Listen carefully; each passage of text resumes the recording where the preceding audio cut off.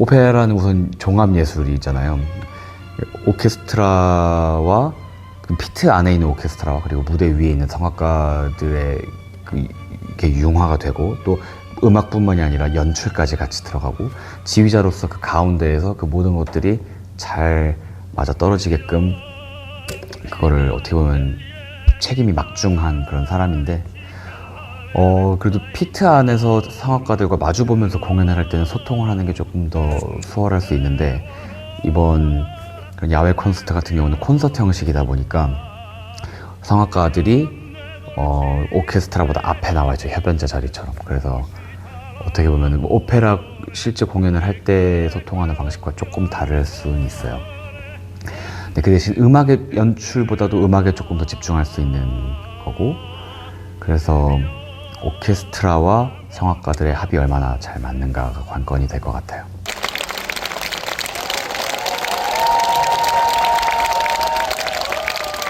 오페라 갈라 콘서트 같은 경우는 하루 리허설, 많으면 이틀. 심포니 연주 같은 경우도 시리즈마다 다른데 좀 가벼운 기획 시리즈나 그런 경우는 이틀만 리허설한 경우가 더 많고요. 정기 공연은 3, 4일 정도 리허설을 합니다. 그렇죠. 그래서 지휘자한테 관건이 정말 짧게 주어진 제한된 시간 안에 얼만큼 최대 효율적으로 결과를 끌어내느냐가 정말 지휘자한테 달린 거여서요. 그만큼 미리 지휘자가 준비가 완벽하게 잘 되어 있어야 하고 단원들과 함께 작업하는 그 시간에 얼만큼 효율적으로 작업을 하느냐 굉장히 중요해요. 지휘자가 아닌가요? 리더겠죠? 히틀러는 아니죠? 진짜요? 히틀러예요? 함께 작업하는 오케스트라 단원 전체가 다 개개인이 10년, 20년, 30년 동안 프로페셔널하게 음악가의 길을 걸어온 분들이고 같은 음악, 같은 악보를 보고도 모두가 다 다르게 생각을 할 수 있는 건데 결국 우리가 소리를 섞어서 하나의 조화로운 소리를 내려면 아이디어를 하나로 모아야 되잖아요. 그리고 그 역할을 지휘자가 하는 거고 그래서 그 과정에 각각 다 다른 생각을 하고 있는 사람들을 설득을 해야 하는 사람이기 때문에 단원들 누구보다도 더 곡에 대해서 미리 공부와 준비가 잘 되어 있어야 한다고 생각을 해요. 그리고 준비만 돼서 끝이 아니라 그거를 전달하는 과정에서 뭐 머뭇거린다든지 소극적이라든지 눈치를 봐서는 안 되는 거고 지휘자가 우리는 이 부분을 이렇게 해석해서 이렇게 갑시다 라고 그 설득을 말을 하는 과정이 굉장히 확신에 차 있어야 돼요. 단원들도 그걸 바래요. 물론 단원들이 지휘자와 소통을 하고 뭐 이렇게 서로 의견을 주고받고 그런 경우도 있지만 결국에 아까 말씀드린 것처럼 제한된 짧은 시간 안에 효율적으로 그게 작업이 되려면 지휘자가 확신을 가지고 이끌어 주길 단원들도 바래요. 그렇죠. 그러니까 사공이 많으면 배가 산으로 간다 그러잖아요. 그리고 우리나라에서는 이 덕목이 겸손도 그렇고 특히 젊은 지휘자가 더 연세가 많으신 단원분들이랑 함께 작업을 할 때 좀 이렇게 주눅이 들거나 눈치를 볼 수도 있기 마련인데 오히려 단원들이 그걸 바라지 않고 어린 지휘자라 하더라도 우리를 이끌어가는 리더로서 이 사람이 확신을 가지고 우리를 확실히 리드를 해줬으면 좋겠다를 더 바라세요. 오히려 제가 그동안은 공연으로는 이탈리아 오페라들을 주로 했었어요. 뭐 베르디, 푸치니. 근데 제가 독일에서 오랫동안 공부를 해오고 활동을 해온 만큼 독일 작곡가들의 오페라 작품은 아직 공연을 많이 못 올려봤는데 슈트라우스나 바그너의 오페라를 공연을 올려보는 게 꿈입니다. 그러니까 신시내티 심포니 오케스트라에서 수석 부지휘자로 일을 하면서 다양한 임무들이 있었는데 그 중에서도 저한테 그 당시에는 굉장히 도전적이었던 게 매 정기 연주마다 공연 1시간 전에 프리 콘서트 토크 토크를 했었어야 됐어요. 관객분들 많은 분들이 연주 1시간 전에 와서 그 토크를 들으러 오셨고 몇백 명 앞에서 항상 그 공연되는 프로그램에 대해서 토크를 하는 거였는데 가끔씩 게스트들을 초대하기도 했죠. 예를 들어 슈트라우스의 차라투스트란 이렇게 말했다. 이 곡이 공연되는 날에 그거에 대해서 토크를 하는데 사실 그 공연의 그 심오함이랑 내용은 한국말로 설명하는 것도 되게 쉽지 않거든요. 그 곡이 니체의 철학과도 깊이 연관이 되어 있고, 니체의 자라투스트라는 이렇게 말했다라는 책에서 이제 슈트라우스가 영감을 받아서 곡을 쓴 거기 때문에, 그래서 그 당시에 오케스트라에서 그 도시에 있는 신시내티 대학교의 철학과 교수를 게스트로 초대를 하셨어요. 제가 부지기자로서 그분과 담화를 나눈 거죠. 물론 제가 이제 주로 질문들을 하고 이제 어떻게 생각하시는지, 이 니체 철학 그 책과 이 음악은 어떤 부분에서 이렇게 연결이 되어 있는지에 대해서는 또 제가 음악가로서 소개를 하는 그런 내용이었었고, 그걸 또 영어로 말을 하는 게 정말 쉽지가 않았죠. 미국 오케스트라들은 재정적으로 정부의 지원을 받는 게 아니라 다 기업 스폰서나 개인 후원으로 공연들이 이루어져요. 그러다 보니까 리허설 횟수 한 회 한 회가 다 돈이랑 연관이 있기 때문에 정기 연주회를 심지어 말러 심포니를 공연을 할 때도 이틀밖에 리허설 안 하고, 정말 그게 일반적이에요. 그렇기 때문에 유럽 오케스트라들보다 첫 리허설에 미리 준비가 되어 있어야 되는 게 훨씬 더 비중이 크고, 그 사람들은 진짜 첫 리허설에 말러 심포니를 전악장을 런스를 쫙 해도 기능적으로 문제가 없게 바로 연주가 될 정도의 준비가 되어 있어요. 스타워즈 영화 음악을 공연을 한다. 그럼 정말 영화 처음 시작부터 끝날 때까지 엔딩 크레딧까지 그걸 3시간을 다 연주를 하는데, 첫 리허설 한 번 쫙 런스를 하고 그게 바로 리허설 한 번이 끝이에요. 그리고 바로 연주를 해요. 근데 그게 다른 나라에서는 사실 불가능한 거거든요. 그래서 그 준비성, 그래서 perfection, 이게 미국 오케스트라들에서는 진짜 중요한. 그렇죠. 제가 상상하는 미국은 되게 자유로운 나라, 그리고 되게 오히려 더 관대하고 유연하고 이럴 줄 알았는데 오히려 아니었어요. 반대로 유럽 오케스트라든 예를 들어 독일 같은 경우 정말 큰 메이저 오케스트라들조차도 첫 리허설에는 약간 우리 천천히 리딩 해보자 하면서 둘째 날, 셋째 날 이렇게 눈에 띄게 확확 달라지는 게 보이죠. 그래서 지휘자가 어떻게 작업을 하는지 과정이 되게 중요하고, 유럽에서는. 미국은 반대로 정말 짧은 시간 안에 완성이 되려면 오히려 말보다도 손으로 멈추지 않고 이게 얼만큼 지휘자의 손에 따라 이게 민감하게 바뀌는가. 그래서 미국 오케스트라의 단원들은 정말 첫 리허설에 이미 자기들이 지휘를 여유 있게 볼 수 있을 정도로 개인 파트들이 준비가 돼 있는 거고, 정말 지휘를 더 바로 잘 볼 준비가 되어 있어요. 그래서 정말 지휘자가 얼만큼 손으로 많은 것들을 표현하느냐가 더 관건이 되고, 좀 다르죠, 그런 프로세스가. 독일에서는 말러 심포니를 한다 그러면 정말 4일 내내 리허설 하거든요. 그럼 정말 첫날, 둘째 날, 셋째 날 어떤 과정을 거치면서 다른 리허설 작업들이 이루어지는가, 어떤 말을 통해서 약속들이 되고 어떤 것들을 반복해서 다시 그 깊이를 다지느냐, 이런 것들이 좀 중요하고. 독일 오케스트라들은 지휘자의 비트를 보고 나서 자기들끼리 소리를 섞어 나가는데 메커니즘, 필요한 최소한의 시간이 있어요. 그래서 악단만의 색깔과 그 자기들끼리 소리를 섞어 나가는 방식이 확 느껴져요. 더 어떻게 보면 그 오케스트라 역사가 느껴지고 관습이 느껴지고, 미국 오케스트라들은 정말 그 프리사이즈, 그리고 정말 이게 착착 그 속전속결 이렇게 진행이 돼야 되기 때문에 단원들 한 명 한 명이 지휘자의 지휘봉 끝에 정말 더 어떻게 보면 많이 의존을 하고, 더 개개인의 눈과 지휘봉이 더 잘 민감하게 연결돼 있다는 느낌이에요. 그래서 지휘봉 끝이 어떻게 움직이는가에 엄청 빨리 반응을 해요, 미국 오케스트라들은. 그 실로 연결된 것 같이 바로 이게 어떻게 보면 손에 감긴다, 아니면 정말 달라붙는다, 이렇게 표현을 많이 하는데, 그런 면에 있어서는 되게 편하다고도 할 수 있는데, 또 다른 한편으로는 소리를 내는 사람들끼리의 자기들끼리 그 소리를 형성해 나가는 과정이 너무 시간이 짧기 때문에, 그래서 지휘자가 미국 오케스트라들이랑 작업을 할 때는 더 사운드에 대한 작업, 더 음악적인 아이디어에 대한 작업을 많이 얘기를 해야 돼요. 독일 오케스트라랑 작업을 할 때는 끊임없이 그런 음악적인 아이디어들이 서로 토론을 하고 계속 리허설들을 과정해 나가면서 완성도를 굳혀 나가기를 하는데, 오히려 더 그런 아티큘레이션에 보인다든지, 아니면 그런 길이를 맞추는 거라든지, 그런 컴팩트하게 소리를 모이게끔 하는 작업이 더 필요하고, 그건 음향적인 것도 상관이 있어요. 유럽의 많은 홀들은 몇백 년 역사가 길게 있기 때문에 뭐 천장이 엄청 높고 울리는 교회에서 연주를 할 때도 많고, 미국 같은 경우는 홀들이 다 모던한 홀들이고, 그런 음향적인 차이에서 오는 것도 있죠. 유럽 오케스트라와 작업할 때는 끊임없이 토론을 해요. 단원들이 막 손들고 질문도 엄청나게 많이 하고 실내악을 하는 느낌이에요. 심지어 카라얀처럼 그런 권위적인 이미지인 지휘자들이 하던 그 당시에도 독일 오케스트라들은 끊임없이 지휘자들과 소통을 많이 했었고 리허설 과정이 반복도 엄청 여러 번 많이 하고 이런저런 시도도 되게 많이 해보고 항상 되게 토론하는 분위기가 독일 오케스트라인 것 같아요.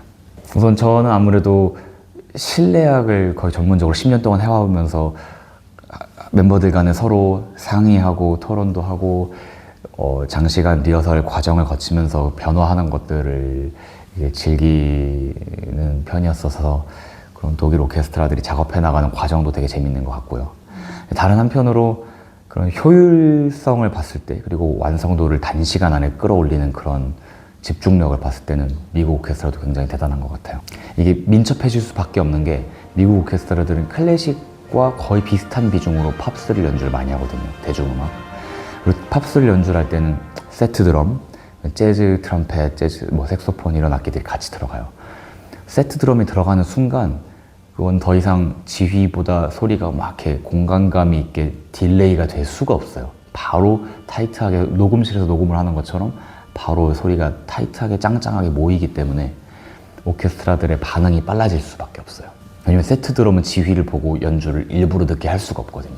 사실 미국의 모든 오케스트라들은 예산 문제 때문에라도 팝스를 연주를 해요. 대중적인 음악들을 프로그램에 끼는데 문제는 이 팝스를 그냥 프로그램에 끼는 거냐 아니면 오케스트라가 전문적으로 팝스 오케스트라로도 유명하냐는 좀 다른 문제인데 예를 들어 LA가 원래 디즈니로 팝스로 되게 유명하잖아요. 근데 LA 필이랑 LA의 팝스 오케스트라는 아예 다른 오케스트라예요.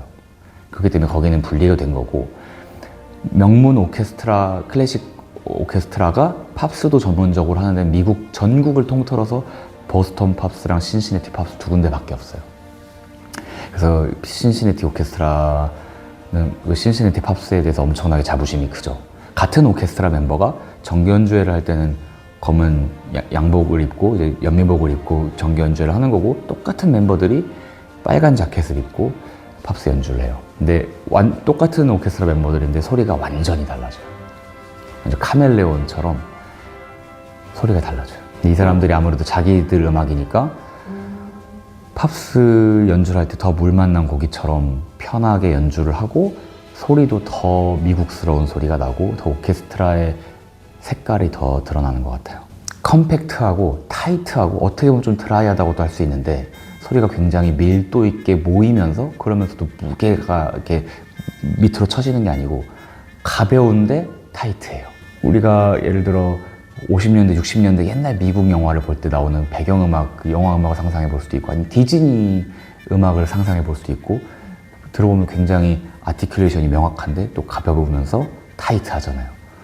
그런 사운드가 특징이에요. 또 금관 악기도 트럼펫 소리, 호른 소리도 유럽에서 듣는 클래식 작곡가들의 그런 금관 사운드랑 좀 다른 류의 사운드가 어떻게 보면 조금 더 납작하다고도 볼 수 있는데 그게 안 좋은 의미가 아니고 되게 그 미국 음악의 특유의 소리 색깔에 굉장히 잘 어울리는 컴팩트한 사운드라고 할 수 있을 것 같아요. 일상생활에 쓰는 영어랑 또 지휘자로서 거기서 행정적인 일을 할 때 영어 그리고 오케스트라 앞에서 지휘자로서 리허설 용어를 쓰는 것들도 또 다른 개념이기 때문에 3년 동안 있으면서 점점 나아져서 이제 좀 적응이 됐다 싶을 때 끝났어요.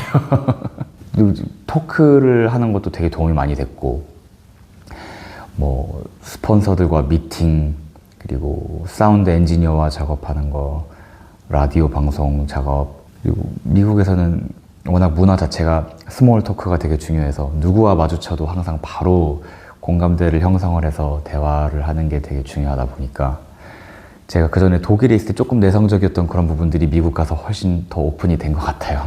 아무래도 어렸을 때부터 쭉 써오던 게 독일어다 보니까 독일어가 좀 더 편한 것 같아요. 그리고 특히 제가 지휘를 전공으로 시작을 한 게 독일에서여서 심지어 오케스트라 앞에서 리허설로 말을 하는 내용에 있어서는 한국말보다도 독어가 더 편한 것 같아요. 바첼러를 졸업을 하고 이제 석사 과정을 하면서 바흐무식김나지움 예술고등학교 지휘자로. 되게 특별한 게 독일의 유망주들이 다니는 학교여서 베를린에만 사실 프로페셔널 오케스트라가 7개가 있거든요. 베를린 필, 도이치 심포니, 콘체르트하우스 오케스트라, 방송교향악단, 슈타츠카펠레, 도이치 오퍼, 코미시 오퍼 이렇게 있는데 그 수많은 프로페셔널 오케스트라의 단원들의 아들, 딸들이 음악을 전공할 때 다니는 학교예요. 그래서 학부모 회의 이럴 때 베를린 필 단원들이랑 소통을 하고 학교 정기 연주회 공연을 하면은 객석에 다 그런 베를린 필 단원분들이 와서 보시고 되게 값진 조언도 많이 해주시고 도움도 많이 주시고 저희가 막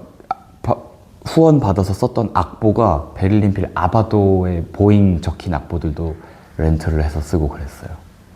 독일 사람들은 우선 소통하는 방식에서 다 말을 직설적으로 하고 뭔가 다 솔직하게 말을 하는 편이라면 미국에서는 조금 더 이렇게 감싸고 둥그렇게 이제 돌려서 말하고 그 과정 안에서 그 분위기를 위한 그런 스몰 토크들이 되게 중요하고 그게 많이 좌우를 해요. 그것이 오케스트라와 작업을 할 때도 일맥상통한 부분이 뭔가 어떤 특정 악기 연주자한테 뭐 직접적인 막 지적을 직설적으로 한다기보다 조금 더 은유적인 표현, 비유적인 표현들을 많이 쓰게 되고 사람들과 형성해 나가는 분위기가 효율적인 직선적인 것보다 좀 더 중요하게 작용을 하는 것 같아요. 미국 문화에서 좀 가장 장점이라고 생각할 수 있는 거는 프랙티컬한 거, 실용적이고 그리고 그런 완성도에 있어서의 책임감 그리고 그런 속전속결로 진행되는 효율성 그런 것들이 미국에서 배우는 것 중에 가장 큰 것 중 하나인 것 같아요. 우선 신시내티에서 제가 부지휘자로서 맡았던 공연들 중에 다른 데서 경험해보지 못했던 공연들은 뭐 가족음악회 그걸 제가 직접 해설을 하면서 관객석까지 직접 내려가서 관객들과 소통하는 그런 적도 있고요. 신시내티 발레와 협업을 하면서 제가 발레 공연도 거의 50회 정도 공연을 했어요. 호두깎이 인형, 오즈의 마법사, 이상한 나라 앨리스, 돈키호테 그러면서 다양한 장르들을 접할 수 있었던 게 가장 큰 배울 점이었고 또 잊지 못할 경험은 YPC라고 번스타인이 만든 장르예요. Young People's Concert라는 건데 뉴욕 필에서 처음 만들어진 그 역사가 이제는 미국 전역의 오케스트라들이 하고 있는 그런 교육 프로그램의 연주에 객석이 다 학생들이고 그런 교육적인 목적으로 곡들을 선정을 해서 그런 스크린을 띄워서 어떤 설명을 하면서 음악과 연결을 지어서 해설음악회처럼 하는 미국의 옛날부터 발달된 그런 문화인데 우리나라에서 하는 해설음악회 이런 것들도 어떻게 보면 미국에서 온 거라고 할 수 있을 것 같아요. 실내악도 그렇고 오케스트라도 그렇고 서로 소리를 섞어가는 과정 그리고 서로 잘 듣는 거 이게 제일 중요한 건데 악기 연주자 출신으로서 지휘로 전향을 할 때 어떻게 보면 가장 큰 강점이 될 수 있을 것 같아요. 실내악을 10년 동안 하면서 내가 연주를 직접 하면서 동시에 남의 소리를 듣는 게 결코 쉽지 않거든요. 그리고 지휘자로서도 내가 오케스트라를 이끌어 나가는 제스처를 하면서 방금 어떤 일들이 벌어졌는지를 객관적으로 듣는 게 결코 쉽지 않고 악기군 간의 밸런스를 듣는 작업도 절대 쉽지 않고 그런 부분에 있어서 또 되게 도움이 많이 됐고 어떤 문제가 발생을 했을 때 해결하는 과정에 어떤 작업이 필요한가 그런 기능적인 문제들을 해결하는 거에 있어서도 실내악 경험이 많이 도움이 돼요. 또 특히 현악기 연주자로서 악기 연주 기법들을 구체적으로 아는 거에 있어서 결국엔 이 100명의 소리를 통일을 하는 과정에서 특히 현악기 같은 경우는 보잉의 활의 위치, 활 쓰는 양, 활의 속도 이런 것들이 통일되는 게 되게 중요한 거거든요. 그래서 제가 현악기 연주자들한테 말을 할 때 제가 막 현악기 연주자라는 게 엄청나게 티가 나는 뭐 그렇게 안 하려고 오히려 좀 노력을 해요. 강점으로 작용을 하되 그것이 치우쳐지면 안 되겠죠. 네, 그것도 실내악을 10년 동안 전문적으로 하다가 오케스트라 지휘로 갈 때 어떻게 보면 좀 조심해야 되는 부분인 게 실내악 리허설은 뭐 6시간, 8시간 하루 종일 리허설 할 때도 있고 그 정말 아주 조그만 미세한 차이까지 없애는 작업을 하다 보면 정말 한 마디를 막 20번 반복할 때도 있거든요. 근데 오케스트라는 현실적으로 그러면 안 되고 오히려 그렇게 여러 번 반복을 할 때 더 안 좋아지는 경우도 있고 그렇기 때문에 그 시간을 효율적으로 배분하는 것, 그리고 작업하는 과정에서 어떻게 보면 약간의 타협이 필요한 순간, 그리고 시간을 쓰는 거에 있어서 더 효율적으로 접근해야 되는 거에 있어서 오히려 실내악 연주자로 했다가 오케스트라로 갈 때 조금 다르게 전환을 해야 되는 부분이에요. 네, 되게 응원을 많이 해주셨고, 다 음악은 일맥상통한 거기 때문에 너가 비올라로 쌓아온 경험들과 레퍼토리와 그런 작곡가들에 대한 공부가 지휘로도 이어졌으면 좋겠고, 뭐 지휘를 하다가도 궁금한 게 있거나 뭐 내가 도움이 될 수 있는 것이 있다면 뭐든지 언제든 편하게 연락을 해라라고 북돋아 주셨죠. 제가 오히려 직접 조언을 구하기 위해서 영상을 찍은 것들을 보여드린 것도 있고, 같이 영상을 보면서 말씀 나눈 적도 있고, 언젠간 선생님께서 더 연세가 많이 드시기 전에 협연자로 한번 모시고 싶어요. 제가 뭔가 어떤 지휘자가 되어야지 약간 이렇게 한쪽으로 어떤 컨셉을 잡고 하는 게 아니고, 제가 시도하는 거는 작곡가마다 그 작곡가가 최대한 잘 드러나게 연주를 하는 게 목표고, 어떤 곡을 하든지 이승원만의 색깔이 필요한 것도 맞지만, 그 이전에 일단 이 곡들이 이 작곡가의 이 음악이 어떤 음악인지를 먼저 본질을 파악하려고 하고, 그 뭔가 무대에서 지휘자가 이렇게 스포트라이트를 받으면서 조명을 받는 것보다도 관객들이 딱 끝나고 여운이 남고 기억에 남을 때, 아, 오늘 이 작곡가의 이 작품이 어땠어? 라고 기억에 남는 걸 더 중요하게 생각하는 것 같아요. 근데 저는 어쨌든 음악가로서 이 음악을 통해서 사회에 끊임없이 메시지를 던져야 된다고 생각을 하고, 사회가 시대에 따라서 계속 변화함에 따라 음악가들이 항상 자기들이 하는 그거에서만 갇혀서 항상 같은 것만 반복을 한다기보다 시대에 부응해서 메시지를 함께 던져야 한다고 생각을 해요. 그게 꼭 정치적인 거에 참여를 한다는 느낌이 아니라, 사람들이 어려움을 겪는 시기거나 그런 사회적으로 시련이 있을 때 오히려 음악을 통해서 위로가 될 수 있고, 음악을 통해서 소통을 할 수 있고, 이게 꼭 말로가 아니라 실제로 제가 바라는 음악가로서의 목표도 언젠간 제가 활동을 하는 공연 지휘자로서, 연주자로서 사회에 영향을 미칠 수 있는, 꼭 음악가들과 관객들한테 뿐만이 아니라 제가 하는 이 음악을 통해서 사회에 기여하고 영향을 미칠 수 있는, 그런 선한 영향력을 끼칠 수 있는 그런 사람이 되고 싶어요.